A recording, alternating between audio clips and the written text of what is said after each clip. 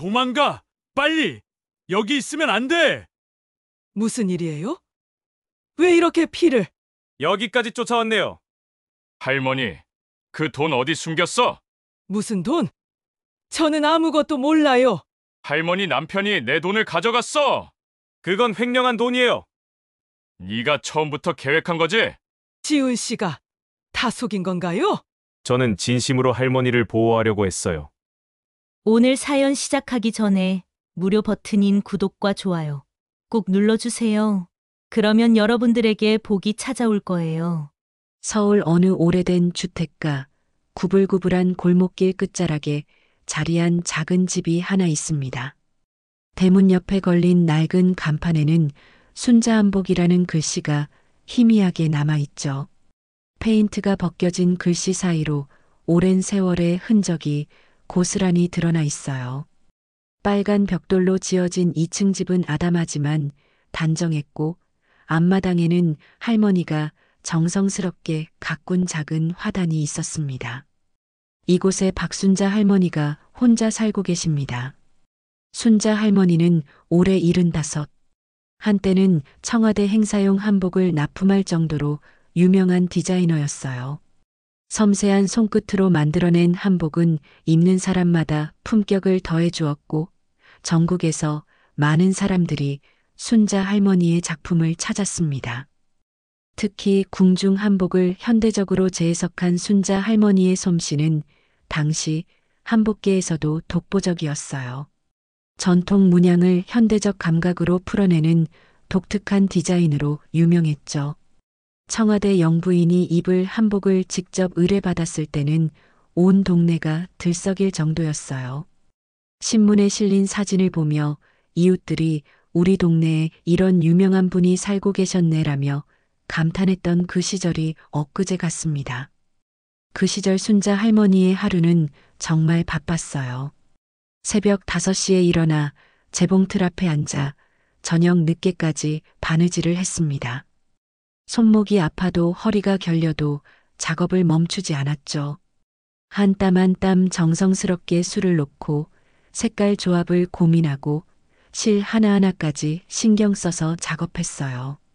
손님들이 줄을 설 정도로 인기가 많았지만 할머니는 절대 서두르지 않았습니다.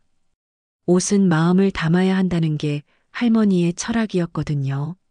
남편 박영수 씨는 그런 할머니를 위해 최신식 재봉틀을 들여놓고 집 안방을 개조해서 전용 작업실을 따로 꾸며주기도 했습니다.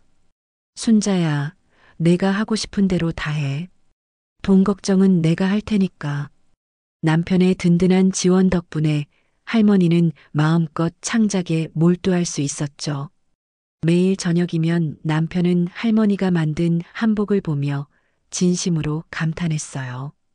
오늘 것도 참 예쁘네. 이런 색깔 조합은 어떻게 생각해낸 거야?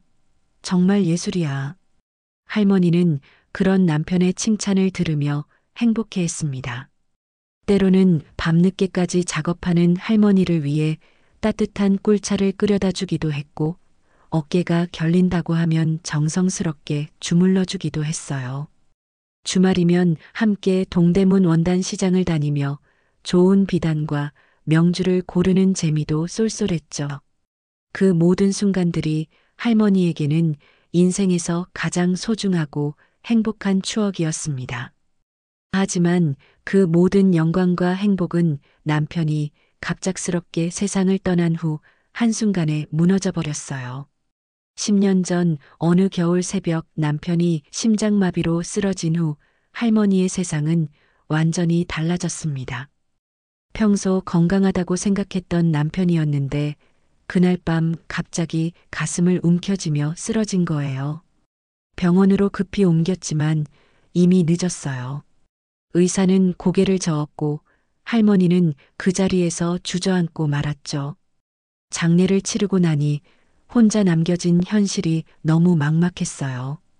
그동안 남편이 모든 집안일과 바깥일을 처리해줬기 때문에 할머니는 세상살이에 서툴렀거든요. 무엇보다 마음이 너무 아팠습니다. 재봉틀을 보면 남편이 새로 사다 준 그날이 생각나고 한복감을 만지면 이 색깔이 예쁘네라며 감탄하던 남편의 목소리가 들리는 것 같았어요. 작업실에 들어서기만 해도 눈물이 쏟아졌습니다. 고객들이 한복 주문을 하러 와도 할머니는 더 이상 바느질을 할 수 없었어요. 손에 바늘을 들면 손이 떨렸고 재봉틀 소리만 들어도 가슴이 미어지는 것 같았거든요. 어떻게 혼자서 이 일을 계속하지? 하는 생각뿐이었어요. 결국 할머니는 작업실 문을 닫고 모든 도구를 창고에 넣어두었습니다. 그렇게 10년이라는 긴 시간이 흘렀죠. 지금 할머니는 앞마당에서 작은 텃밭을 가꾸며 조용히 지내고 계십니다. 상추며 깻잎, 고추 몇 포기가 전부지만 손수 기른 채소로 차린 소박한 밥상이 할머니에게는 위안이 되었어요. 아침에 일어나 텃밭에 물을 주고 잡초를 뽑고 벌레를 잡아주는 일상이 할머니에게는 새로운 삶의 리듬이 되었습니다. 이웃들과도 거의 어울리지 않았어요. 예전처럼 활발하던 모습은 온데간데 없고 세상과 거리를 두고 살아가는 할머니에게 유일한 말동무는 저녁 8시에 시작하는 텔레비전 드라마였습니다. 혼자 저녁을 먹으며 드라마를 보는 게 하루 중 가장 편안한 시간이었어요. 그런데 이 조용한 집 뒷방에는 또 다른 사람이 살고 있어요. 바로 김지훈이라는 35살 남자입니다. 한 달 전쯤 할머니 집 앞에 나붙은 새방 광고를 보고 찾아온 지훈은 첫인상부터 범상치 않았어요. 키가 훤칠하고 어깨가 넓어서 한눈에 봐도 운동을 했던 사람이라는 걸 알 수 있었죠. 특히 걸음걸이가 남달랐어요. 발끝이 바깥쪽으로 벌어지고 등이 곧게 펴진 채로 걷는 모습이 마치 무용수 같았습니다. 몸짓 하나하나가 우아했고 계단을 오를 때도 소리가 나지 않을 정도로 발걸음이 가벼웠어요. 하지만 그 우아한 외모와는 달리 얼굴에는 깊은 그림자가 드리워져 있었습니다. 조용히 지낼 테니 방 하나만 빌려주세요. 지훈의 첫마디였습니다. 목소리는 차분했지만 어딘지 모르게 무거운 분위기가 감돌았어요. 눈빛도 깊었는데 뭔가 아픈 기억을 간직하고 있는 사람의 표정이었죠.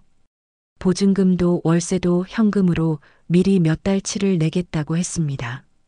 할머니는 오랫동안 혼자 지내느라 적적했던 차에 세입자라도 있으면 좋겠다는 생각이 들어서 선뜻 승낙했습니다. 경제적으로도 도움이 될 것 같았고요. 지훈은 정말로 조용했어요.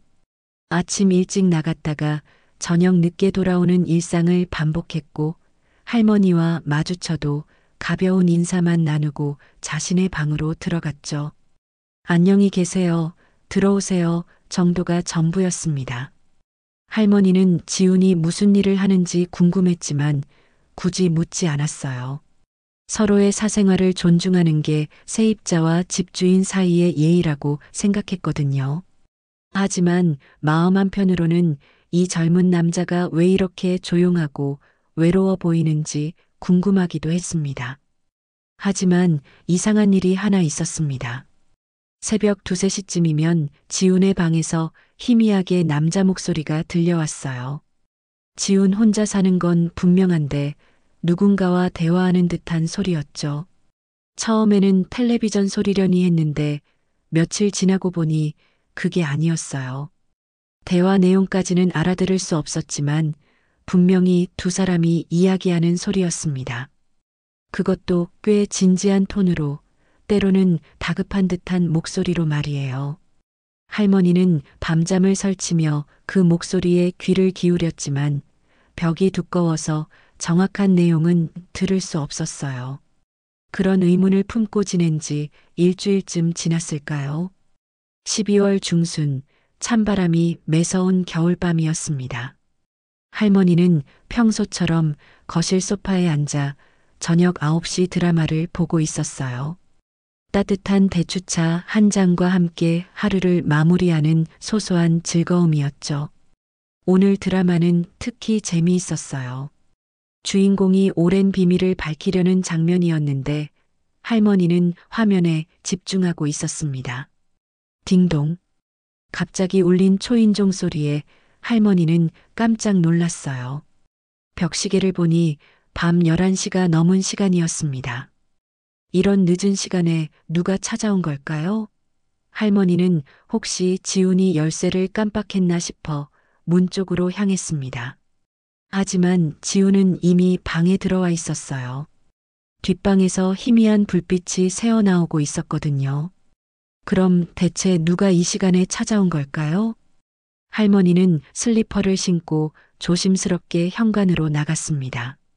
겨울밤 찬 공기가 얼굴을 스쳤어요. 할머니가 대문 앞까지 갔을 때 문 밖에서 거친 숨소리가 들려왔습니다. 누군가 심하게 헐떡이고 있었어요. 마치 한참을 뛰어온 사람처럼 숨이 가빴습니다. 할머니는 조심스럽게 문틈 사이로 밖을 내다봤습니다. 어둠 속에서 한 남자의 실루엣이 보였어요. 그 남자는 대문 앞 담장에 기대어 서 있었는데 온몸이 떨리고 있었습니다. 옷이 많이 헝클어져 있었고 머리카락도 엉망이었어요. 할머니는 혹시 어디선가 사고라도 난 건 아닌가 싶어 걱정이 되었습니다. 누구세요? 할머니가 조심스럽게 물었습니다.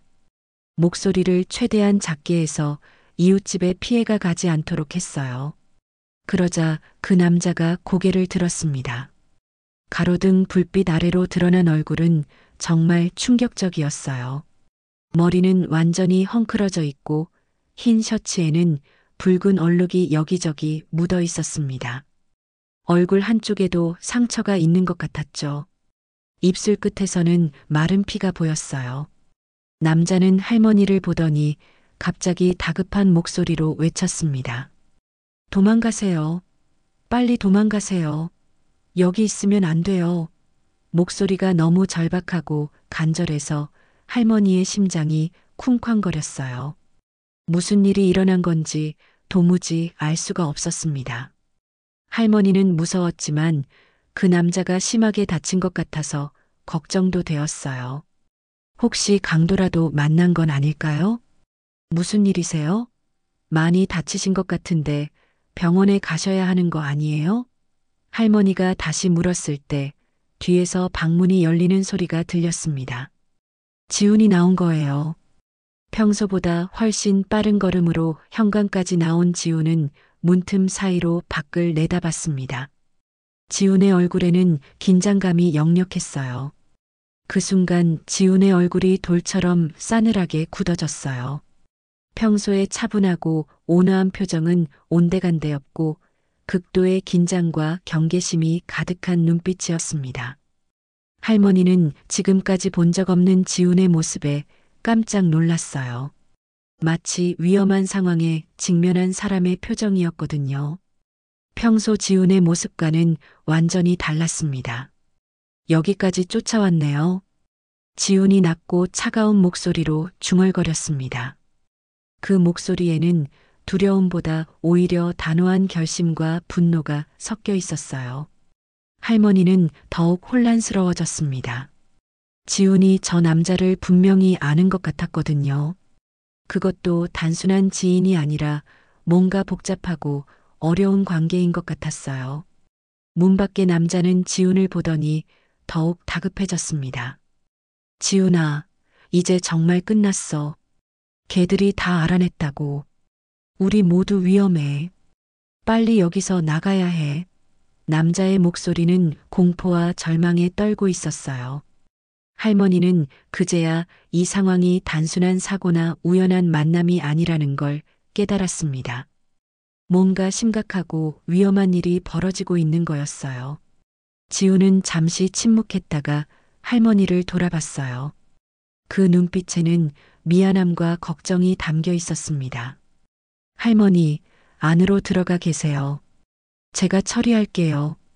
걱정하지 마시고요. 지훈의 목소리는 평소보다 훨씬 진지하고 무거웠습니다. 할머니는 궁금한 게 산더미 같았지만 지훈의 단호한 표정을 보고 어쩔 수 없이 뒤로 물러났어요. 지훈이 문을 열고 나가자 밖에서 두 사람의 대화가 이어졌습니다. 할머니는 거실 창문 뒤에 숨어서 그들의 대화를 들으려 했지만 목소리를 너무 작게 해서 정확한 내용은 알 수 없었어요. 다만 남자가 계속 다급하게 뭔가를 설명하고 있고 지우는 차분하지만 단호하게 대답하고 있다는 것만 알 수 있었습니다. 때로는 남자의 목소리가 울먹이는 것 같기도 했어요. 대화는 약 10분 정도 계속되었습니다. 할머니는 커튼 뒤에서 조마조마한 마음으로 지켜봤어요. 두 사람의 몸짓을 보니 꽤 심각한 이야기를 나누고 있는 것 같았습니다. 남자는 계속 주변을 두리번거리며 불안해했고 지우는 남자를 달래는 듯 손을 올리며 이야기했어요. 몇 분 후 그 남자는 골목 어둠 속으로 급하게 사라졌습니다. 뒤를 돌아보며 몇 번이나 확인하더니 완전히 모습을 감췄어요. 지우는 한동안 그 자리에 서서 남자가 사라진 방향을 바라보다가 깊은 한숨을 쉬며 다시 집으로 들어왔습니다. 얼굴에는 깊은 고민과 걱정이 어려 있었어요. 할머니는 지훈을 마주했지만 뭐라고 말해야 할지 몰랐어요. 이런 상황은 처음이었거든요. 지훈도 할머니를 보더니 잠시 고민하는 듯 했습니다. 무슨 말을 해야 할지 망설이는 것 같았어요. 할머니, 많이 놀라셨죠? 정말 죄송합니다. 이런 일로 걱정 끼쳐드려서. 지훈이 먼저 말을 꺼냈어요.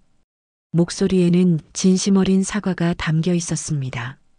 하지만 그것 외에는 구체적인 설명을 하지 않았어요. 할머니는 궁금한 게 산더미 같았지만 어떻게 물어야 할지 몰랐습니다. 지훈의 표정이 여전히 무겁고 진지했거든요. 괜찮아요. 그런데 그분은 누구세요? 많이 다치신 것 같던데 병원에는 가셨나요? 할머니가 조심스럽게 물었습니다. 지훈은 잠시 망설이더니 고개를 저었어요. 뭔가 말하고 싶지만 할 수 없다는 표정이었습니다. 예전에 알던 사람이에요. 좀 복잡한 사정이 있어서 할머니께 이런 걱정 끼쳐드려서 정말 죄송합니다. 앞으로는 이런 일 없도록 조심하겠습니다. 지훈의 대답은 여전히 모호했습니다. 하지만 할머니는 더 이상 묻지 않기로 했어요.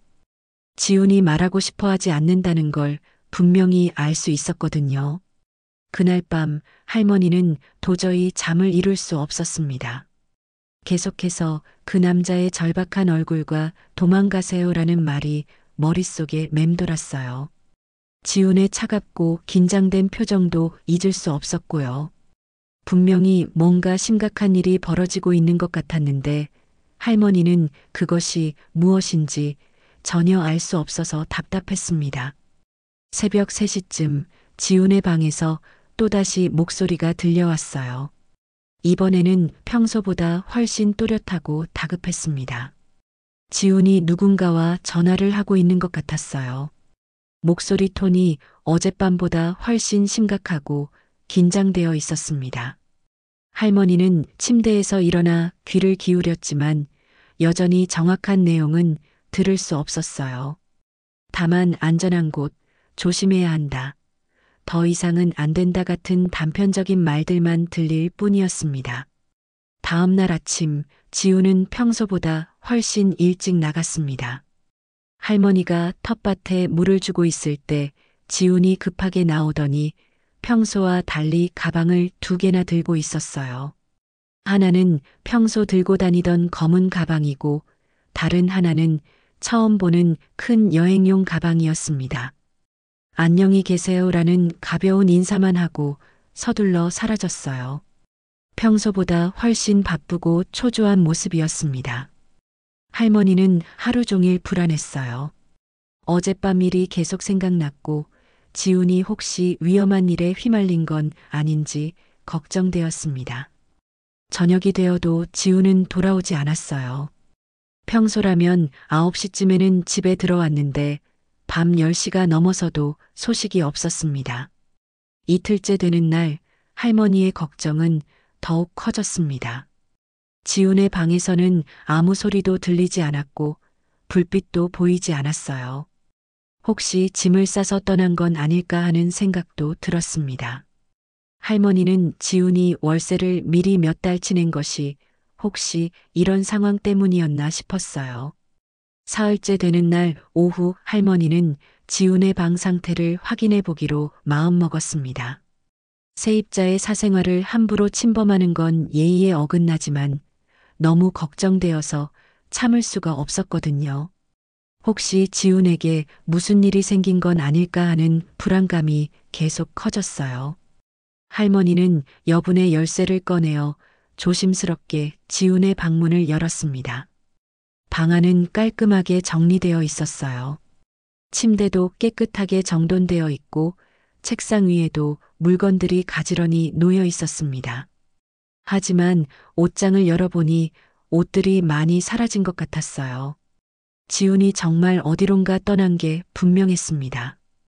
할머니가 방을 둘러보다가 책상 서랍이 조금 열려 있는 걸 발견했어요. 평소 꼼꼼한 지훈이라면 서랍을 열어둔 채로 나갈 리가 없었는데 말이죠. 호기심이 생긴 할머니는 서랍을 조심스럽게 열어봤습니다. 그 안에는 몇 장의 사진과 오래된 신문 기사가 들어 있었어요. 사진들을 하나씩 꺼내보니 대부분 무용 관련 사진들이었습니다. 화려한 무대에서 우아하게 춤추는 지훈의 모습이 담겨 있었어요. 젊은 시절의 지훈은 정말 멋있었습니다. 무대 조명을 받으며 점프하는 모습, 다른 무용수들과 함께 군무를 추는 모습, 혼자서 감정을 표현하며 춤추는 모습까지. 할머니는 지훈이 정말 뛰어난 무용수였다는 걸 알 수 있었어요. 그런데 그 사진들 사이에 끼워져 있던 신문 기사를 보고 할머니는 깜짝 놀랐습니다. 기사 제목이 너무 충격적이었거든요. 유명 무용단 후원금 횡령 사건. 무용수 김지훈 연루 의혹이라고 적혀 있었어요. 기사 날짜를 보니 약 3년 전 것이었습니다. 기사를 자세히 읽어보니 더욱 놀라운 내용이었어요. 지훈이 속해 있던 무용단에서 거액의 후원금이 사라졌고 그 과정에서 지훈도 의혹을 받았다는 내용이었습니다. 기사에 실린 사진 속 지훈은 수갑을 찬 채 고개를 숙이고 있었어요. 평소 우아하고 당당했던 모습과는 너무나 대조적이었습니다. 할머니의 손끝이 떨렸어요. 그럼 지훈 씨가 정말 나쁜 일에 연루된 건가? 그래서 이렇게 조용히 숨어서 살고 있던 건가? 할머니는 혼란스러웠습니다. 한 달 동안 함께 지내면서 느낀 지훈은 예의 바르고 착한 사람이었거든요. 이런 사건에 연루될 사람 같지 않았는데 말이에요. 기사를 더 읽어보니 사건의 전말이 조금씩 드러났습니다. 무용단의 단장이 후원금을 개인적으로 사용했고 그 과정에서 몇몇 무용수들이 도움을 줬다는 의혹이 있었어요. 지훈도 그중 한 명으로 지목되었지만 결정적인 증거는 없었다고 되어 있었습니다. 하지만 의혹만으로도 지훈의 무용수 생활은 끝났던 거였어요. 할머니는 또 다른 기사도 발견했습니다. 무용수 김지훈, 부상으로 은퇴 선언이라는 제목이었어요. 횡령 사건 이후 얼마 지나지 않아 지훈이 무대에서 큰 부상을 당했고 그로 인해 무용수 생활을 포기하게 되었다는 내용이었습니다. 할머니는 이제 지훈이 왜 그렇게 조용하고 우울해 보였는지 알 것 같았어요. 그런데 이상한 점이 하나 있었습니다. 기사에서 언급된 단장의 이름이 할머니에게 낯익었거든요. 박민수라는 이름이었는데 할머니는 분명히 어디선가 들어본 것 같았어요. 기억을 더듬어 보니 남편이 살아계실 때 종종 언급하던 이름이었습니다. 할머니는 갑자기 소름이 돋았어요. 혹시 이 모든 일이 우연이 아닐 수도 있겠다는 생각이 들었거든요. 지훈이 하필 이 집을 찾아온 것도, 그리고 어젯밤 그 남자가 찾아온 것도 말이에요.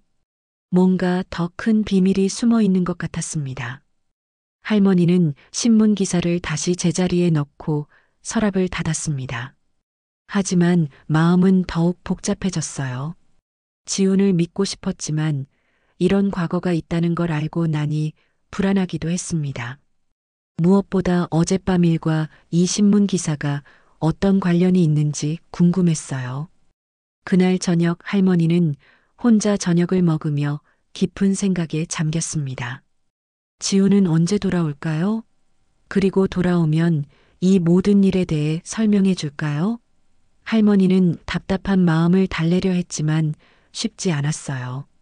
밤이 깊어갈 무렵 골목에서 이상한 소리가 들렸습니다. 누군가 집 주변을 서성이는 것 같았어요. 할머니는 조심스럽게 창문으로 내다봤는데 어둠 속에서 남자 한 명이 집을 바라보고 있었습니다. 어젯밤 그 남자는 아니었지만 뭔가 수상한 느낌이었어요. 할머니는 급히 불을 끄고 커튼을 닫았습니다. 혹시 지훈과 관련된 또 다른 사람인 건 아닐까요? 이 조용했던 골목에 갑자기 이상한 일들이 연달아 벌어지고 있었고 그 중심에는 김지훈이라는 수수께끼 같은 남자가 있었습니다.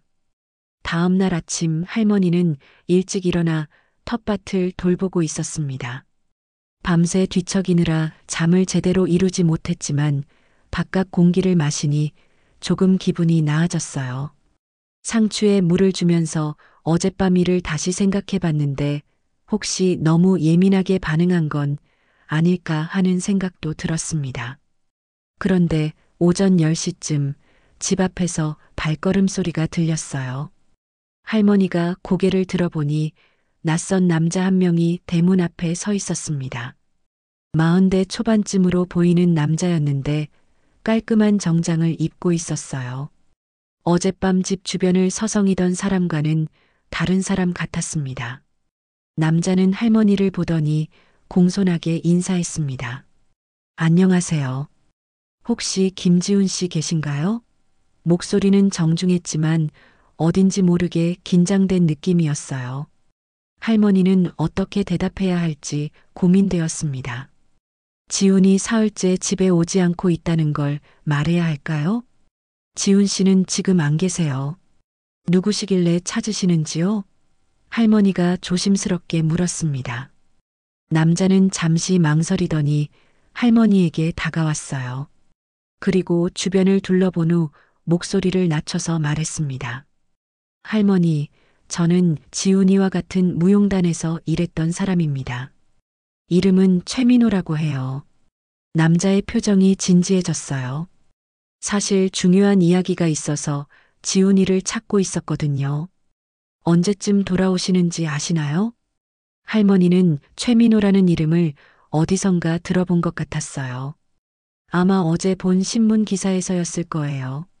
무용단 횡령 사건과 관련된 사람 중 한 명이었을 겁니다. 할머니는 더욱 조심스러워졌어요. 며칠째 집에 안 오고 계세요. 연락도 안 되고요. 할머니가 솔직하게 말했습니다. 최민호의 얼굴에 실망감이 스쳤어요. 하지만 곧 다른 표정으로 바뀌었습니다. 뭔가 결심한 듯한 표정이었어요. 할머니, 실례가 안 된다면 잠깐 이야기 좀 나눌 수 있을까요? 지훈이에 관한 중요한 얘기가 있어서요. 최민호가 간절한 목소리로 부탁했습니다. 할머니는 잠시 고민했지만 지훈에 대해 더 알고 싶은 마음에 최민호를 집 안으로 들였어요. 거실에 앉은 최민호는 잠시 말을 고르는 듯 했습니다. 그리고 깊은 한숨을 쉬며 입을 열었어요. 할머니, 지훈이가 무슨 일을 하는 사람인지 아세요? 글쎄요, 자세히는 모르겠어요. 조용한 분이라 사생활에 대해서는 거의 말씀 안 하시거든요. 할머니가 대답했습니다. 최민호는 고개를 끄덕이며 계속 말했어요. 지훈이는 원래 정말 훌륭한 무용수였어요. 재능도 뛰어났고 성격도 바르고 착했죠. 그런데 3년 전에 우리 무용단에서 큰 사건이 터졌거든요. 최민호의 목소리가 무거워졌습니다. 할머니는 이미 신문 기사를 통해 대략적인 내용을 알고 있었지만 직접 당사자의 입에서 듣는 이야기는 달랐어요. 최민호는 천천히 그때 일을 설명하기 시작했습니다. 무용단 단장인 박민수 씨가 후원금을 빼돌렸어요. 처음에는 단순히 일시적으로 사용하는 줄 알았는데 나중에 보니 엄청난 금액이었죠. 그 돈으로 개인적인 사업에 투자했다가 모두 잃었거든요. 할머니는 박민수라는 이름을 들으니 또다시 어디선가 들어본 것 같은 느낌이 들었어요. 하지만 정확히 기억나지는 않았습니다. 그래서 지훈 씨도 그 일에 연루된 건가요? 할머니가 물었습니다. 최민호는 고개를 저었어요. 아니에요. 지훈이는 전혀 몰랐어요. 하지만 단장이 지훈이 이름을 빌려서 계좌를 만들었거든요. 그래서 지훈이도 의혹을 받게 된 거죠. 최민호의 목소리에 분노가 섞여 있었어요. 정말 억울한 일이었어요. 지훈이는 아무것도 모르고 있었는데 할머니는 이제 조금씩 상황을 이해하기 시작했어요. 지훈이 억울하게 누명을 쓰게 된 거였군요. 그래서 무용수 생활을 포기하고 이렇게 숨어서 살고 있는 거였어요. 그런데 왜 지금 지훈 씨를 찾으시는 거예요? 할머니가 궁금해서 물었습니다. 최민호는 잠시 주저하더니 더욱 진지한 표정이 되었어요. 사실 박민수가 해외에서 돌아왔어요. 그리고 그 돈을 다시 찾으려고 하고 있거든요. 최민호의 목소리가 떨렸습니다. 할머니, 사실 그 돈이 지훈이 집에 숨겨져 있을 가능성이 높아요. 뭐라고요? 할머니가 깜짝 놀랐습니다. 갑자기 이해할 수 없는 말이 나왔거든요. 박민수가 도망가기 전에 그 돈을 안전한 곳에 숨겨뒀어요. 그런데 그 장소를 아는 사람이 지훈이 뿐이라고 하더라고요. 최민호가 할머니를 똑바로 바라보며 말했습니다. 할머니, 혹시 그 돈이 이 집에 숨겨져 있는 건 아닐까요? 할머니는 머리가 어지러웠어요. 갑자기 무슨 소리인지 이해할 수 없었거든요. 무슨 말씀이세요? 이 집에 무슨 돈이 있다는 거예요? 최민호는 할머니의 반응을 보더니 조금 안심한 듯 했어요.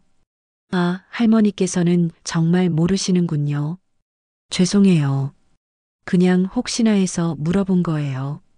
하지만 최민호의 다음 말은 할머니를 더욱 놀라게 했습니다. 그런데 할머니, 박민수가 곧 이곳을 찾아올 거예요.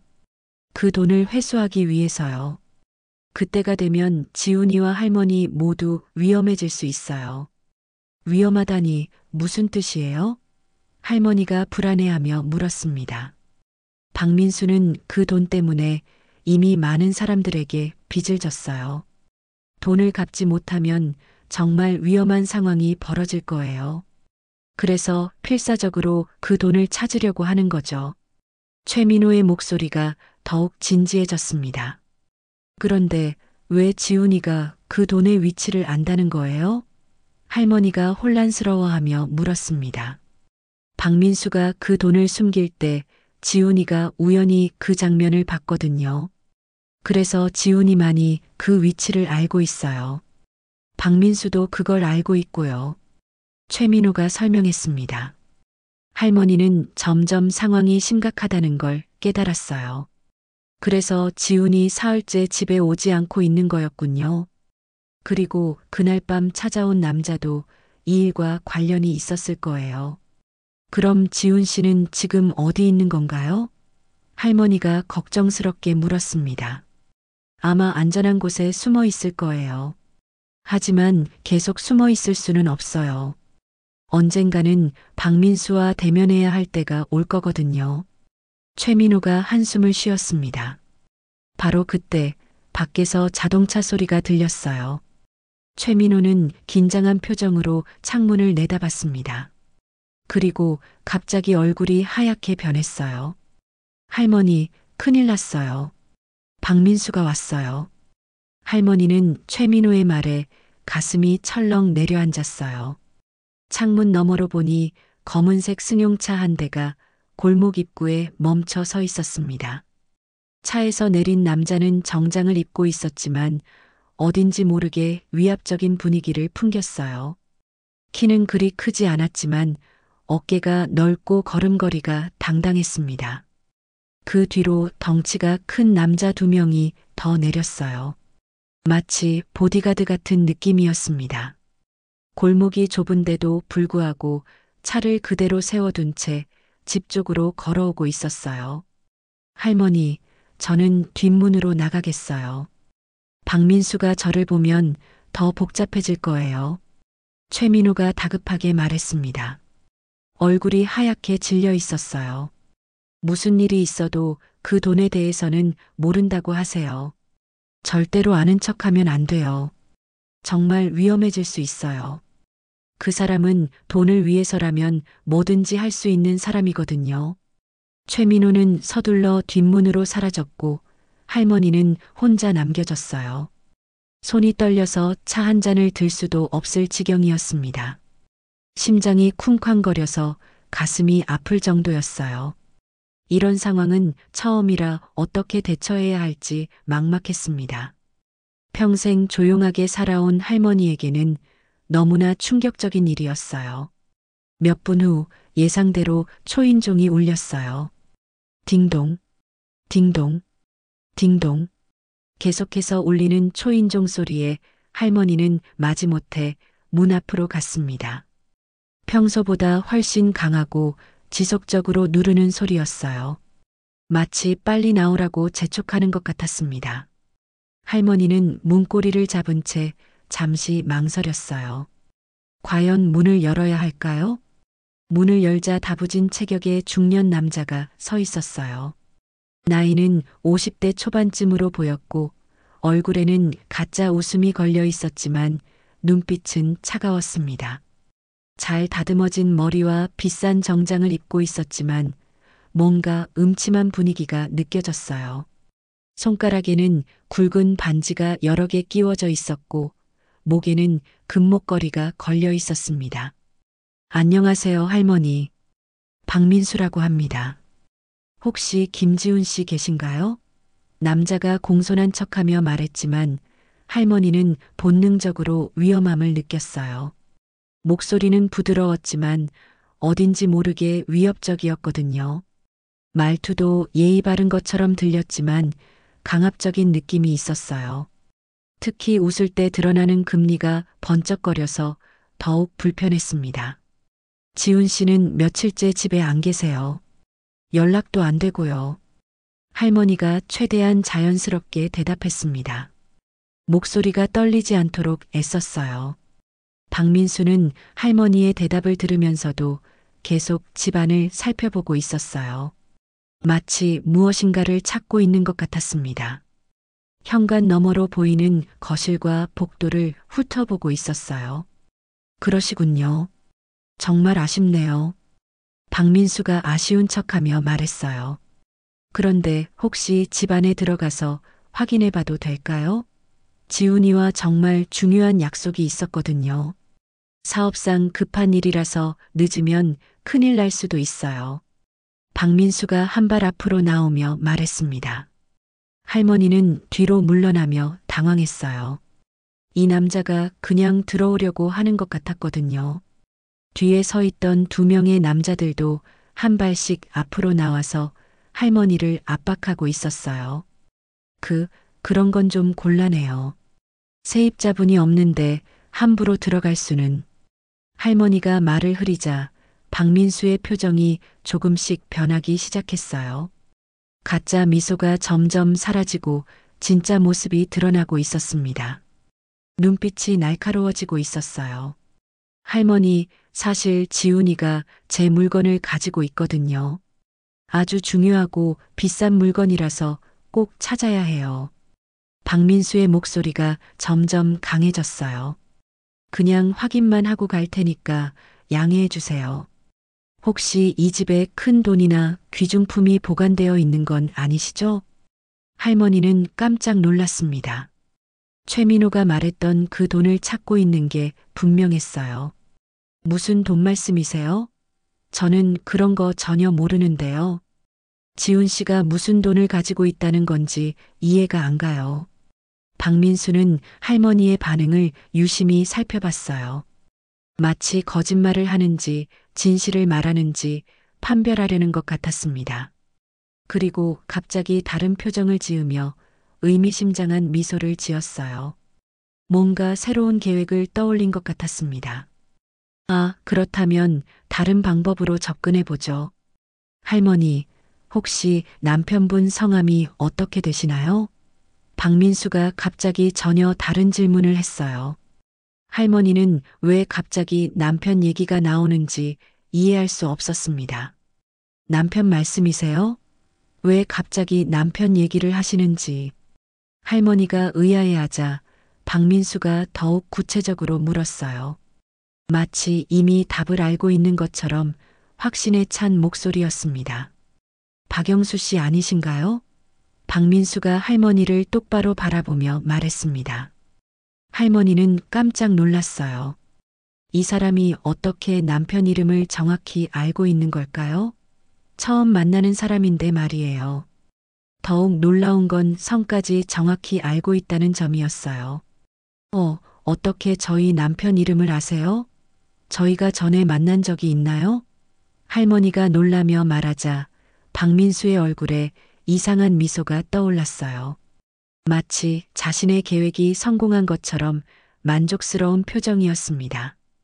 드디어 원하던 실마리를 찾은 것 같았어요. 역시 그렇군요. 할머니, 사실 제가 예전에 남편분과 아는 사이였어요. 꽤 가까운 사이였죠. 박민수가 거짓말을 하기 시작했습니다.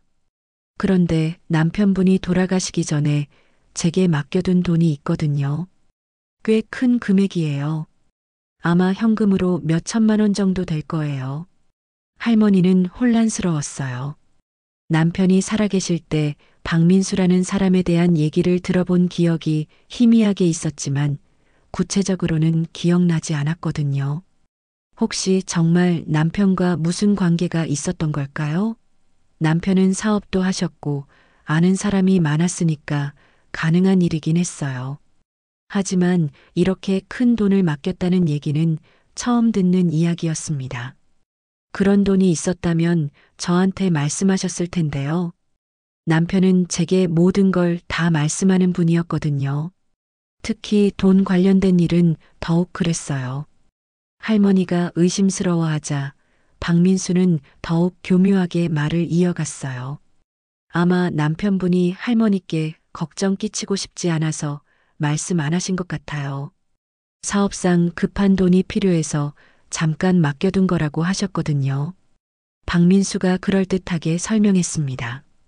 남편분께서 집사람한테는 말하지 말아달라 괜히 걱정할까봐라고 하시더라고요.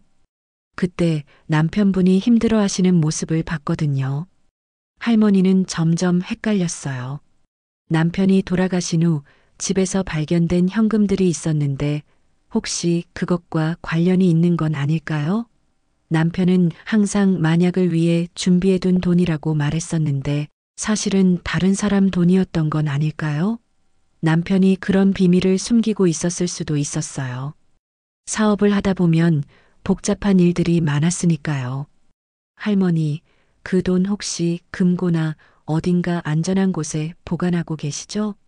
정확한 금액은 기억 안 나시겠지만 아마 현금으로 꽤 큰 금액일 거예요. 박민수가 점점 노골적으로 물어보기 시작했어요. 목소리도 조금씩 강해지고 있었습니다. 남편분이 안전한 곳에 보관하라고 하셨을 거예요. 할머니는 실제로 남편이 남긴 현금이 집에 있다는 걸 떠올렸습니다. 안방 벽장 깊숙이 숨겨둔 낡은 가방 안에 상당한 현금이 들어 있었어요. 남편이 혹시 모를 상황에 대비해서라며 비상금으로 모아둔 돈이라고 했었는데 혹시 그 돈이 박민수가 찾는 돈인 걸까요? 금액도 꽤 컸던 걸로 기억했어요. 몇 천만 원은 좋게 될 것 같았습니다. 저도 정확히는 모르겠어요. 남편이 돌아가신 지 벌써 10년이 넘었어서 기억이 가물가물해요. 할머니가 애매하게 대답하자 박민수의 눈빛이 번뜩했어요. 마치 확신을 얻은 것 같은 표정이었습니다. 할머니의 말투에서 뭔가 숨기고 있다는 느낌을 받은 것 같았어요. 그렇다면 한번 확인해 보시죠. 저도 함께 가서 도와드릴게요. 제 돈인지 아닌지 확인하면 되니까요. 박민수가 할머니를 따라 집 안으로 들어오려고 했어요. 이미 한 발을 현관 안으로 들여놓고 있었습니다. 뒤따라 덩치 큰 남자들도 함께 들어오려 했어요. 아니에요. 그럴 필요 없어요. 혼자서 확인해 볼게요. 할머니가 손을 저으며 막았지만 박민수는 이미 현관을 지나 거실로 들어서고 있었어요. 할머니는 어쩔 수 없이 따라갈 수밖에 없었습니다. 이런 상황에서 어떻게 대처해야 할지 몰라서 당황스러웠어요. 할머니, 그냥 확인만 하고 갈게요. 오해가 있으면 안 되니까요. 제가 찾는 돈이 맞는지만 확인하면 돼요. 박민수가 강압적인 톤으로 말했습니다. 목소리는 여전히 정중했지만 거부할 수 없다는 느낌이 강했어요. 할머니는 마음이 급해졌습니다. 안방에 들어선 박민수는 벽장을 유심히 살펴봤습니다. 마치 이미 어디에 있는지 알고 있는 것 같았어요. 할머니, 남편분이 중요한 물건은 보통 어디에 보관하셨나요? 금고나 벽장 같은 곳에? 할머니는 떨리는 손으로 벽장을 열었습니다. 안쪽 깊은 곳에 낡은 검은색 가방이 있었어요. 그 가방을 보자마자 박민수의 얼굴이 환해졌습니다. 바로 그거예요. 그 가방이에요. 박민수가 흥분하며 가방을 꺼냈어요.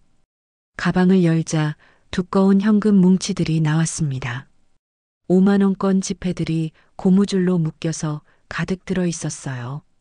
박민수는 돈을 세어보더니 만족스러운 표정을 지었습니다. 역시 여기 있었군요. 할머니, 이게 바로 제가 남편분께 맡겨드린 돈이에요. 하지만 할머니는 뭔가 이상하다는 느낌이 들었어요. 남편이 그런 큰 돈을 다른 사람에게 맡아줬다면 분명히 자신에게 말했을 텐데 전혀 기억이 나지 않았거든요. 더군다나 남편은 돈 관련된 일은 항상 할머니와 상의했었는데 말이에요. 잠깐요. 정말 이게 당신 돈이 맞나요? 남편이 그런 얘기를 한 번도 안 했는데 할머니가 의심스러워하며 말했을 때 갑자기 뒷문에서 소리가 났습니다. 누군가 집에 들어오는 소리였어요. 박민수와 그의 부하들은 긴장하며 그쪽을 바라봤습니다. 할머니, 괜찮으세요? 익숙한 목소리가 들렸어요. 지훈이 돌아온 거였습니다. 박민수의 얼굴에 차가운 미소가 떠올랐어요. 드디어 기다리던 사람이 나타난 거였죠. 지훈아, 오랜만이네. 그동안 어디 숨어 있었니? 박민수가 여유 있는 목소리로 말했어요. 지훈은 거실로 들어오다가 박민수를 보고 멈춰 섰습니다. 얼굴이 순간 굳어졌어요. 할머니는 괜찮으신가요? 지훈이 먼저 할머니의 안부를 물었습니다. 할머니를 향한 걱정스러운 눈빛이었어요. 그리고 박민수를 노려보며 말했습니다. 할머니를 괴롭히지 마세요. 괴롭히다니 그냥 내 돈을 찾으러 온 것뿐이야. 내가 어디에 숨겨뒀는지 말만 해주면 돼. 박민수가 가방을 들어보이며 말했어요. 다행히 여기서 찾았네. 할머니 남편이 맡아준 돈이라고 하더라. 지훈의 얼굴이 더욱 차갑게 굳어졌습니다. 그 돈은 당신 것이 아니에요. 할머니도 모르시는 일이고요. 지훈이 단호하게 말했어요. 그리고 할머니 남편분은 이 일과 전혀 관계없어요. 관계없다고? 그럼 이 돈이 여기 있는 건 우연이란 말이야? 박민수가 비웃으며 말했어요. 지훈아, 내가 이 집을 선택한 이유가 있었던 거 아니야? 처음부터 계획이었던 거지. 할머니는 두 사람의 대화를 들으며 점점 혼란스러워졌어요. 지훈이 이 집을 선택한 게 우연이 아니었다는 말인가요? 그럼 지훈도 이 돈에 대해 알고 있었던 건가요? 지훈 씨, 정말 이 돈에 대해 알고 계셨던 건가요? 할머니가 떨리는 목소리로 물었습니다. 지훈은 할머니를 바라보더니 깊은 한숨을 쉬었어요. 할머니, 죄송해요. 사실 저는 지훈이 말을 하려던 순간 박민수가 끼어들었습니다. 지훈이가 다 설명해 줄 거야. 이 집에 온 진짜 이유를 말이지. 박민수가 의미심장하게 웃으며 말했어요. 할머니, 지훈이가 우연히 이 집에 온 게 아니야. 처음부터 이 돈을 노리고 온 거라고. 그건 아니에요. 지훈이 격하게 반박했어요. 저는 그 돈을 찾으려고 온 게 아니에요. 오히려 그 돈이 여기 있다는 걸 알고 할머니를 보호하려고 했던 거예요. 할머니는 더욱 혼란스러워졌어요.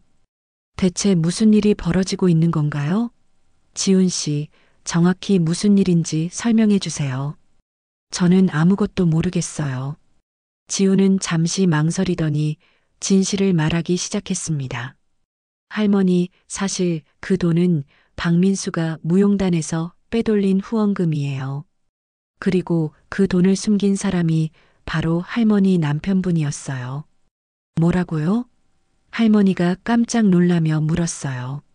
할머니 남편분은 박민수의 사업 파트너였어요. 박민수가 횡령한 돈을 임시로 보관해달라고 부탁받고 이 집에 숨겨두신 거예요. 지훈이 어려운 표정으로 설명했습니다. 박민수가 냉소적으로 웃었어요. 그래, 박영수 씨가 내 든든한 파트너였지. 그런데 갑자기 죽는 바람에 돈이 어디 있는지 모르게 된 거야. 할머니는 충격을 받았어요. 남편이 그런 일에 연루되어 있었다니 믿을 수 없었습니다. 남편이 정말 그런 일을? 할머니의 목소리가 떨렸어요. 할머니는 정말 모르셨어요. 남편분도 할머니를 보호하려고 비밀로 했던 거예요. 지훈이 할머니를 위로하며 말했어요. 그래서 제가 이 집에 온 거예요. 박민수가 언젠가 이곳을 찾을 거라는 걸 알고 있었거든요. 그럼 지훈 씨도 처음부터 이 모든 걸 알고 계셨던 건가요? 할머니가 배신감을 느끼며 물었어요. 네, 죄송해요.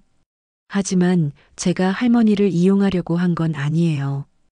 오히려 할머니를 보호하려고 했던 거예요. 지훈이 진심 어린 목소리로 말했습니다. 박민수가 돈 가방을 들고 일어섰어요. 이제 내 돈을 찾았으니 갈게. 지훈아, 내 덕분에 고생 좀 했네. 박민수가 비꼬며 말했어요. 잠깐요. 지훈이 박민수를 막아섰습니다. 그 돈 가져가면 안 돼요. 그건 무용단 후원금이에요. 돌려줘야 해요. 돌려주라고? 이미 3년이나 지났는데? 박민수가 비웃었어요. 이제 이 돈은 내 거야. 그때 갑자기 밖에서 사이렌 소리가 들렸어요. 경찰차가 오고 있는 소리였습니다. 박민수의 얼굴이 굳어졌어요. 누가 신고했어? 박민수가 날카롭게 물었어요. 지훈이 미소를 지었습니다. 제가 오기 전에 미리 신고해뒀어요. 모든 증거도 준비했고요. 박민수의 얼굴이 순간 하얗게 변했어요. 사이렌 소리가 점점 가까워지고 있었습니다. 이 자식이 내가 신고한 거구나. 박민수가 지훈을 향해 소리쳤지만 이미 늦었어요. 경찰차 2대가 골목 입구에 도착한 것 같았고 차문이 닫히는 소리와 발걸음 소리가 들렸습니다. 박민수는 돈 가방을 놓지 않으려고 안간힘을 쓰고 있었어요. 할머니, 안전한 곳으로 피하세요. 지훈이 할머니를 부엌 쪽으로 안내했어요. 박민수는 돈 가방을 꽉 안고 있었지만 어디로 도망갈지 몰라 우왕좌왕하고 있었습니다. 그의 부하들도 마찬가지로 당황하며 서로를 바라보고 있었어요. 창문으로 도망가려고 했지만 이미 경찰들이 집을 포위한 상태였습니다. 뒷문 쪽에서도 경찰관들의 목소리가 들려왔어요. 모든 출입구가 막혔습니다. 체념하세요. 지훈이 차분하게 말했어요. 박민수는 분노에 찬 눈빛으로 지훈을 노려봤습니다. 지훈아, 내가 이렇게 나올 줄은 몰랐네. 그동안 얼마나 철저하게 준비했던 거야? 나를 함정에 빠뜨리려고 한 달 동안 여기서 기다린 거구나. 박민수가 갑자기 돈 가방을 들고 할머니 쪽으로 달려들었어요. 할머니를 인질로 잡겠다는 속셈이었죠. 하지만 지훈이 재빠르게 박민수의 앞을 막아섰습니다. 할머니한테는 손대지 마세요. 두 사람이 몸싸움을 벌이는 동안 가방이 바닥에 떨어져 현금들이 흩어졌어요. 몇 분 후 경찰들이 집 안으로 들어왔습니다. 경찰입니다. 아무도 움직이지 마세요. 경찰관들이 권총을 든 채 거실로 들어왔어요. 박민수와 그의 부하들은 어쩔 수 없이 손을 들어야 했습니다. 경찰관들은 훈련받은 대로 신속하게 상황을 통제했어요. 먼저 무기 소지 여부를 확인하고 안전을 확보했습니다. 김지훈 씨죠? 신고해 주신 분? 경찰관 중 한 명이 지훈에게 다가왔어요. 지훈은 고개를 끄덕이며 대답했습니다. 네, 맞습니다. 박민수가 횡령한 돈을 되찾으려고 할머니를 위협했어요. 모든 상황을 준비해뒀습니다. 지훈의 목소리는 떨리고 있었지만 확신에 차 있었어요. 할머니는 부엌에서 이 모든 상황을 지켜보고 있었어요. 머릿속이 너무 복잡했습니다. 지훈이 자신을 보호하려고 했다고 하지만 처음부터 모든 걸 속이고 있었다는 사실이 마음 아팠거든요. 하지만 동시에 지훈이 자신을 위험에서 구해준 것도 사실이었어요. 복잡한 감정이 마음속에서 소용돌이치고 있었습니다. 배신감과 고마움이 동시에 밀려왔어요. 경찰은 박민수에게 수갑을 채우며 말했습니다. 박민수 씨, 횡령 혐의와 협박 혐의, 그리고 주거침입 혐의로 체포합니다. 묵비권이 있으며 변호사를 선임할 권리가 있습니다. 박민수는 체포되면서도 지훈을 노려보고 있었어요. 이 일이 끝난 게 아니야, 지훈아. 감옥에서 나오면 반드시 복수할 거야. 너도 결국 그 돈을 노리고 있었던 거 아니야? 끝났어요. 지훈이 차분하게 대답했어요. 모든 증거가 있고 증인도 있어요. 이제 진실이 밝혀질 거예요. 지훈이 작은 녹음기를 꺼내 보였습니다. 오늘 일어난 모든 대화가 녹음되어 있어요. 할머니를 협박한 것부터 거짓말로 돈을 빼앗으려 한 것까지 전부 다요. 그리고 3년 전 무용단 사건의 진실도 모두 기록되어 있어요. 할머니는 깜짝 놀랐어요. 지훈이 이렇게 철저하게 준비하고 있었던 걸까요? 언제부터 이런 계획을 세우고 있었던 건지 궁금했어요. 경찰관이 할머니에게 다가와서 말했습니다. 할머니, 많이 놀라셨죠? 괜찮으세요? 다치신 곳은 없으시고요? 진술서를 작성해야 하는데 오늘은 충격이 클 테니 내일 경찰서에 오시면 됩니다. 박민수가 연행되면서 마지막으로 소리쳤어요.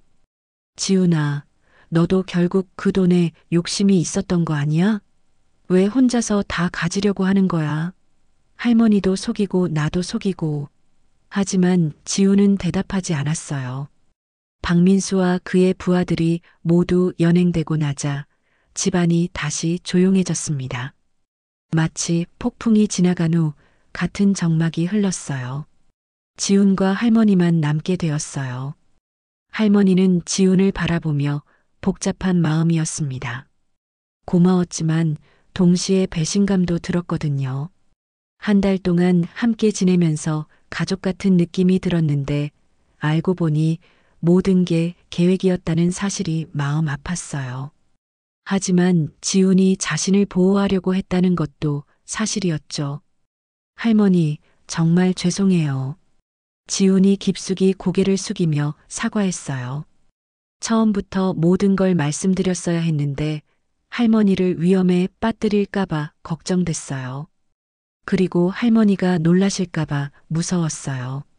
정말 죄송합니다. 지훈의 목소리에 진심 어린 후회가 담겨 있었어요. 지훈 씨, 정말 모든 걸 다 알고 이 집에 온 건가요?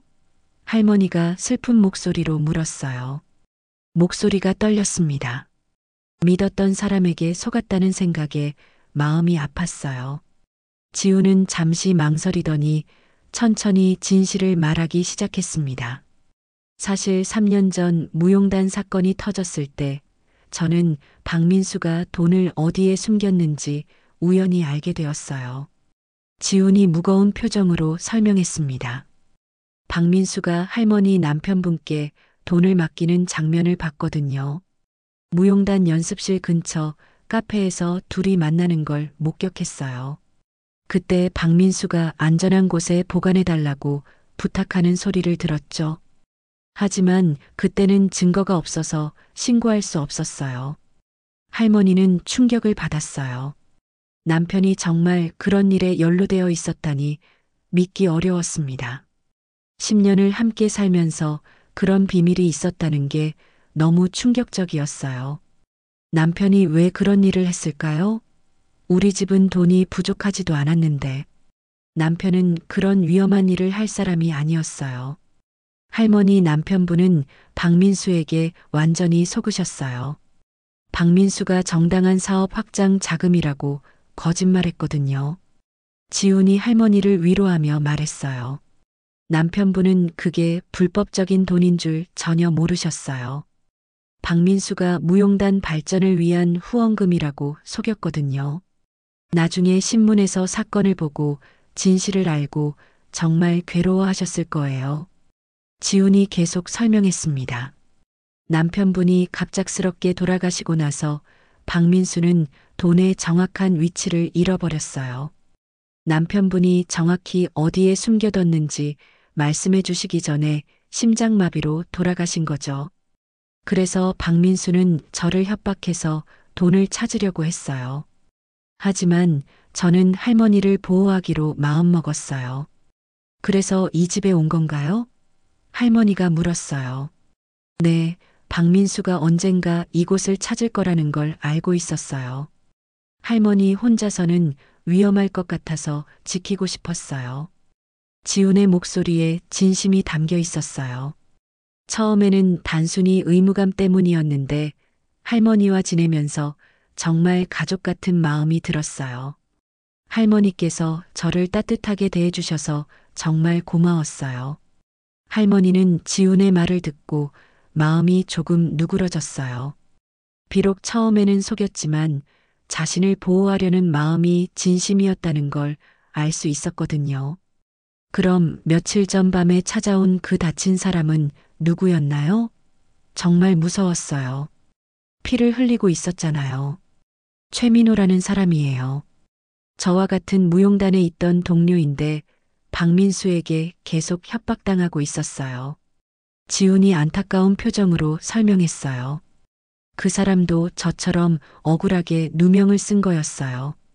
박민수가 그 사람을 이용해서 저를 찾으려고 했던 거죠. 민호 형이 저에게 경고하러 온 거였어요. 박민수가 곧 할머니 집을 찾을 거라고 말이에요. 할머니는 이제야 모든 상황을 이해하기 시작했어요. 지훈이 왜 그렇게 조용히 지냈는지, 왜 새벽마다 누군가와 통화했는지도 알 것 같았어요. 그럼 새벽에 자주 들리던 목소리는 뭐였나요? 정말 궁금했어요. 경찰과 상의하는 소리였어요. 어떻게 하면 박민수를 안전하게 체포할 수 있는지 계획을 세우고 있었거든요. 지훈이 미안한 표정으로 말했어요. 오늘도 미리 경찰에게 신호를 보내뒀어요. 박민수가 나타나면 바로 출동하도록 말이에요. 할머니가 위험해질까봐 정말 걱정됐거든요. 3년 동안 이 순간을 기다려왔어요. 할머니는 깊은 한숨을 쉬었어요. 지훈 씨가 저를 보호하려고 했다는 건 정말 고맙지만 처음부터 진실을 말해줬으면 더 좋았을 텐데요. 혼자서 모든 걸 감당하려고 하지 말고요. 저도 도울 수 있었을 텐데 말이에요. 정말 죄송해요, 할머니. 할머니가 너무 놀라실까봐 걱정됐어요. 지훈이 다시 고개를 숙였어요. 그리고 혹시 할머니가 위험해질까봐 무서웠어요. 만약 박민수가 할머니가 진실을 안다고 생각했다면 더 위험했을 거예요. 할머니를 가족처럼 생각하게 되어서 더욱 보호하고 싶었어요. 할머니는 지훈의 진심 어린 마음을 느낄 수 있었어요. 그래도 이제는 다 끝났네요. 정말 다행이에요. 그때 할머니는 문득 궁금한 게 생겼어요. 그런데 지훈 씨는 앞으로 어떻게 할 건가요? 이제 모든 일이 해결됐으니까 다시 원래 생활로 돌아가실 건가요? 지훈은 잠시 생각하더니 희망에 찬 표정으로 대답했어요. 사실 무용을 다시 시작하고 싶어요. 3년 동안 숨어 살았는데 이제 떳떳하게 살 수 있게 됐으니까요. 더 이상 도망 다니지 않아도 되고 사람들 앞에 당당하게 설 수 있게 됐어요. 정말 꿈만 같아요. 무용을 다시 하시려고요? 할머니가 놀라며 물었어요. 하지만 부상은 괜찮으신가요? 신문에서 봤는데 꽤 심한 부상이었다고 하던데요. 다행히 많이 좋아졌어요. 이 집에서 지내면서 마음의 평안을 찾으니까 몸도 회복되더라고요. 지훈이 따뜻한 미소를 지었어요. 할머니가 차려주신 따뜻한 밥과 관심 덕분에 몸도 마음도 치유됐어요. 그런데 이번에는 무대에 서는 것보다는 아이들을 가르치는 일을 하고 싶어요. 제가 겪은 일들을 통해 정말 많은 걸 배웠거든요. 꿈을 포기하지 말라는 것, 그리고 어려울 때 서로 도와야 한다는 것을요. 할머니는 지훈의 말을 듣고 마음이 따뜻해졌어요. 정말 성숙해진 것 같았어요. 그건 정말 좋은 생각인 것 같아요. 지훈 씨 같은 선생님이 있다면 아이들이 정말 좋아할 거예요. 무용뿐만 아니라 인생에 대해서도 많은 걸 배울 수 있을 것 같아요. 그리고 할머니께도 간절히 부탁드리고 싶은 게 있어요. 지훈이 진지한 표정으로 말했어요. 할머니의 손을 조심스럽게 잡으며 말을 이어갔습니다. 무슨 부탁인가요? 할머니도 다시 한복 일을 시작하시면 어떨까요? 창고에서 할머니 작품들을 봤는데 정말 아름다웠어요. 그 정교한 바느질과 색감, 디자인까지 정말 예술 작품이더라고요. 할머니의 솜씨를 보니까 그냥 묻어두기에는 너무 아까운 것 같아요. 지훈이 간절한 목소리로 제안했어요. 할머니는 깜짝 놀랐어요. 한복 일을요? 그런 걸 어떻게 다시? 이제 나이도 많고 손도 예전 같지 않은데요. 그리고 요즘 사람들이 한복을 많이 입지도 않잖아요. 할머니, 나이가 문제가 아니에요. 할머니의 경험과 솜씨는 그 누구도 따라올 수 없어요. 지훈이 할머니의 손을 꽉 잡으며 말했어요. 저처럼 숨어서 사는 건 그만하세요. 우리 둘 다 새로운 시작을 해봐요. 더 이상 과거에 묶여 있지 말고 앞으로 나아가요. 할머니만의 특별한 재능을 세상에 다시 보여주세요. 할머니는 지훈의 진심 어린 말에 마음이 움직였어요. 정말 오랫동안 세상과 담을 쌓고 살았는데 이제는 나올 때가 된 것 같았습니다. 정말 제가 다시 할 수 있을까요? 10년이나 손을 놓고 있었는데요. 물론이에요. 제가 도와드릴게요.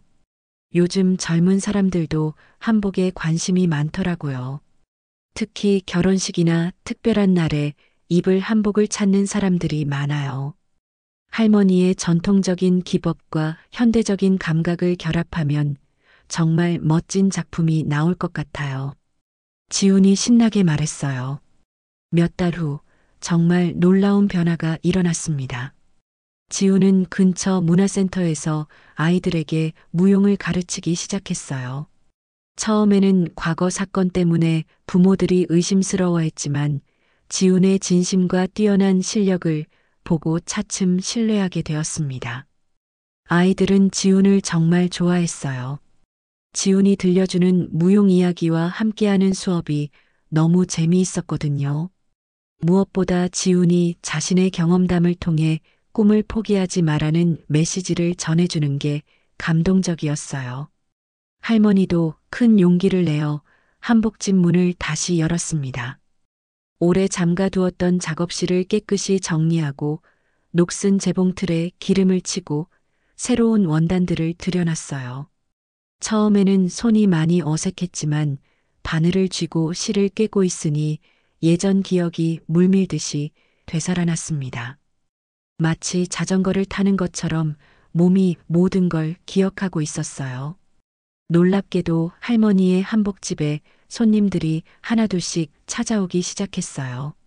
지훈이 소개해준 학부모들도 있었고, 인터넷을 통해 소문을 듣고 온 젊은 사람들도 있었습니다. 할머니는 전통 한복과 함께 현대적으로 개량한 생활 한복도 만들기 시작했어요. 젊은 고객들의 요청에 따라 캐주얼하게 입을 수 있는 한복도 디자인했습니다. 어느 날 저녁, 지훈이 수업을 마치고 집에 돌아왔습니다. 할머니는 거실에서 새로운 한복 도안을 그리고 있었어요. 책상 위에는 색연필과 한복 잡지들이 가득했습니다. 할머니, 오늘도 바쁘셨어요? 지훈이 따뜻한 미소로 물었어요. 응, 젊은 신부가 홀레복을 주문했어. 정말 오랜만에 홀레복을 만드는 거야. 가슴이 두근거려. 할머니가 행복한 미소를 지으며 말했어요. 지훈아, 내가 나한테 용기를 줘서 정말 고마워. 내가 아니었다면 평생 방에만 숨어 살았을 거야. 저야말로 고마워요, 할머니. 할머니 덕분에 저도 새로운 삶을 시작할 수 있었어요. 진짜 가족을 만난 기분이에요. 지훈이 할머니 옆에 앉으며 말했어요. 두 사람은 창밖을 바라봤어요. 골목에는 따뜻한 저녁 노을이 내려앉고 있었습니다. 예전에는 이 골목이 외롭고 적적했는데 이제는 희망과 활기가 넘치는 것 같았어요. 지나가는 이웃들이 반갑게 인사하고 아이들의 웃음소리도 들렸습니다. 할머니, 그날 밤 초인종 소리 기억하세요? 지훈이 문득 말했어요. 물론이지. 도망가세요라고 외치던 그 목소리 말이지. 정말 무서웠어. 할머니가 웃으며 대답했어요. 그때 정말 무서웠는데 지금 생각해보니 그게 우리 인생의 가장 중요한 전환점이었던 것 같아요. 지훈이 감회에 젖은 목소리로 말했어요. 그 일이 없었다면 우리 둘 다 계속 과거에 얽매여 숨어서 살았을 거예요. 할머니는 고개를 끄덕였어요. 맞아. 이제는 도망가지 말고 당당하게 살아야지. 춤추듯이 아름답게 말이야. 골목에 평온이 찾아왔지만 그날 밤의 초인종 소리와 도망가세요라는 절박한 외침은 두 사람이 서로를 구하고 새로운 삶을 시작하게 해준 운명적인 첫 순간으로 영원히 기억될 것입니다. 이제 그들은 더 이상 과거의 상처와 두려움에 얽매이지 않고 서로를 의지하며 희망찬 미래를 향해 함께 걸어가고 있었어요. 더 많은 이야기로 다시 찾아올게요. 구독과 좋아요 무료이며 큰 힘이 됩니다. 댓글 무료인 거 아시죠? 댓글로 여러분의 많은 의견 들려주세요.